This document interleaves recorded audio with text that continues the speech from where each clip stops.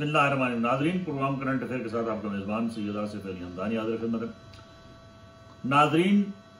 हुकूमत के खिलाफ बिलाखिर मौलाना फजलुर रहमान ने जो है वो तहरीक चलाने का ऐलान कर दिया है और तहरीक का आगाज़ कराची से होगा। इसके लिए तमाम जितनी भी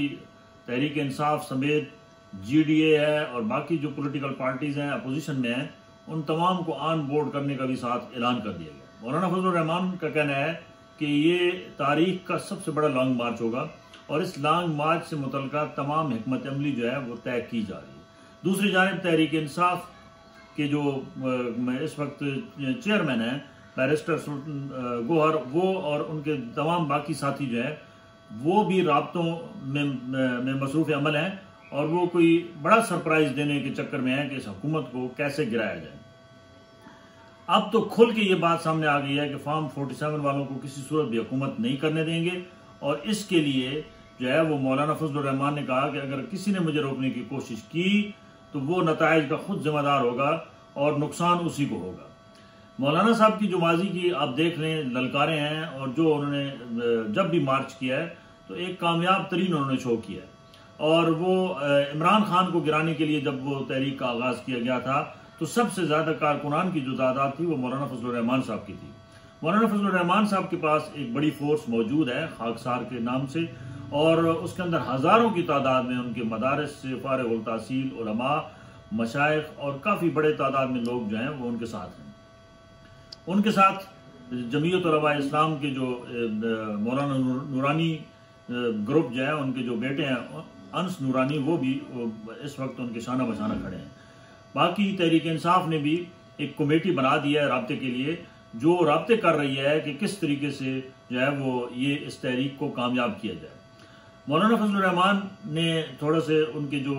साथी हैं वो इस तहफ़्फ़ुज़ात का आज़ार कर रहे हैं कि इमरान खान जो है वो अब वाज़ेह तौर पे खुल के अपनी हिकमत अमली बताएं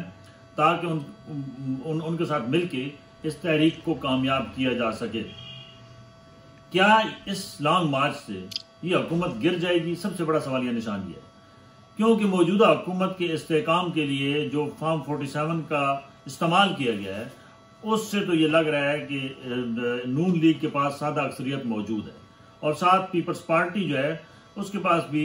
72 सीटें हैं और 120 जो सीटें हैं वो नून लीग के पास हैं।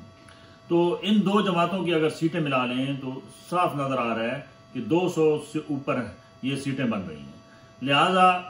ये बात कहना कि आसानी के साथ इस हुकूमत को गिरा लिया जाएगा ये फिलहाल मुश्किल नजर आ रहा है।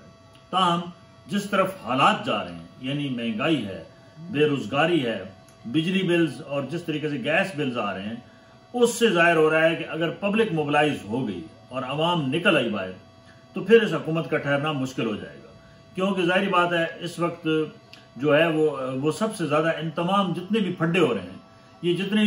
जनाब फॉर्म 47, 45 और पार्टियों के अंदर जो तोड़ फोड़ हो रही है उसका नुकसान सिर्फ और सिर्फ क्योंकि अदम इस्तेहकाम है उसका सारा बोझ जो है वो आवाम उठा रही है। आवाम महंगाई की सूरत में बोझ उठा रही है, आवाम बेरोजगारी की सूरत में बोझ उठा रही है, आवाम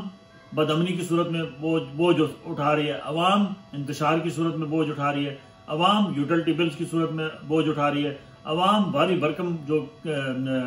इस वक्त कर्ज लिए जा रहे हैं उनका जो सूद अदा करने के लिए वो सारा बोझ जो है वो इस गरीब आवाम के ऊपर डाल दिया गया।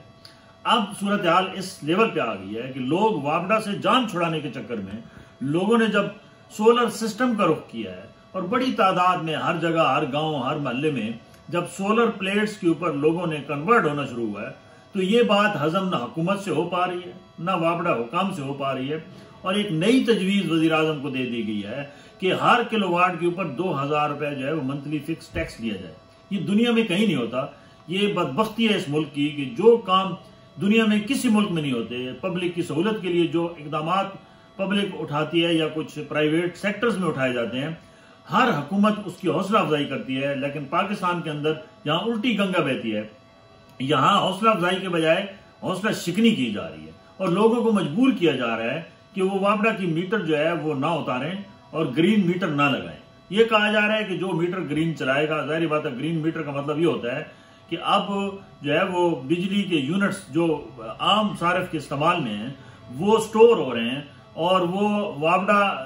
के खाते में नहीं जा रहे हैं बल्कि उस सारिफ के खाते में जा रहे हैं। और सारिफ चाहे तो वो स्टोर शुदा अपने यूनिट जो है वो रिजर्व यूनिट जो है वो रिजर्व में चले जाएंगे और वो फरोख्त कर सकता है वापडा को। अब वापडा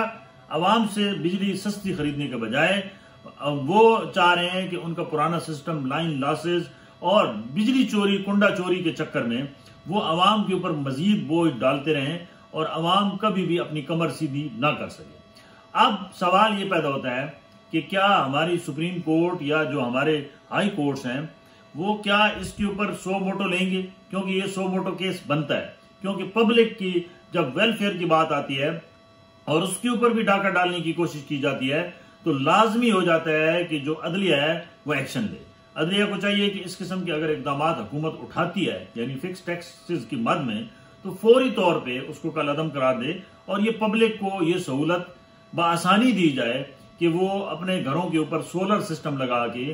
बिजली का इस्तेमाल करें। और यूनिट्स जो इस वक्त गवर्नमेंट को वक्त डला हुआ है, हर दफा बताया जाता है कि इतने यूनिट जो है वो कम है जिसकी वजह से बिजली लोड शेडिंग होती है, तो लोड भी कम हो जाएगा। और गवर्नमेंट को तो चाहिए कि बाकायदा इनकी हौसला अफजाई करे और इनसे यूनिट वापडा खरीदे। और वापडा की भी बेहतरी इसी में है कि वो जो फरसूदा सिस्टम है वो उसको बेहतर करे। बहुत शुक्रिया, अपने गिरदोनवा के लोगों का ख्याल कीजिए।